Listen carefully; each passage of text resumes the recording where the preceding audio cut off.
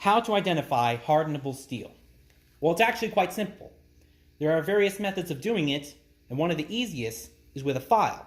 Now this file right here is also made of hardenable steel, so even if you wanted to, you can make a knife out of this as well. But high carbon steel is very similar to ordinary glass. So when I rub my file against the glass, as you can hear, it's not touching the glass. It's what we call skating across the glass, which means the glass is so hard that the file won't cut through it. One of the most common steels used by beginners is a lawnmower blade. Now lawnmower blades are perfect because they are flat and they are thin, so you can make a knife out of this in no time. And when I rub my file across the steel, it's skating across the steel. That shows that it's hard.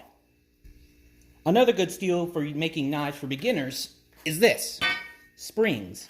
Now this is high carbon spring steel, which means it's been tempered to the point where it'll act like a spring, and it flexes instead of breaks because it's not brittle. Now when I rub my file against it, it's hard and it's not touching the steel. It even has a ring to it too, listen. Now you can actually make knives and maybe swords out of this, or even a bow if you wanted to. I might actually do that with this piece here. Now I know what you're thinking. Why can't I just go to the hardware store, go to the welding section, and go up and get a piece like this, bar steel, which could easily make a knife? No, it can't. You can't make a knife out of this because this is not good steel. Listen. That's actually biting into the steel. This is soft or mild steel. You can't actually make a knife out of this. Now you could use it for sandmai or even practice. That's why I bought this. But for making knives, this is a no-no. Don't buy this.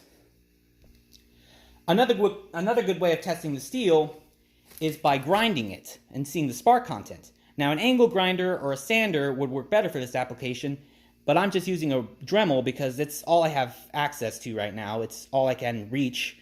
But I am also going to grind it against this piece of steel. I don't know what it is. It's clearly for farming applications, but I'm going to show you what you need to find.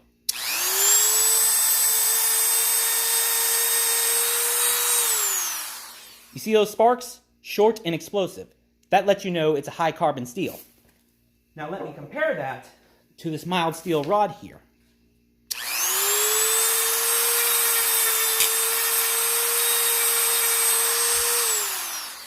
Not very many sparks at all. That just shows that it's not good for making knives. So I hope this video was helpful to those who are looking to get into knife making and don't know what steel to use. But stay tuned, I'll be uploading some more content in the future. So why don't you go ahead and hit that subscribe button down there, wherever it is. I can't see it. I forget it. You guys know where it is. But, so yeah, this is my very first YouTube video, guys. Thanks for watching.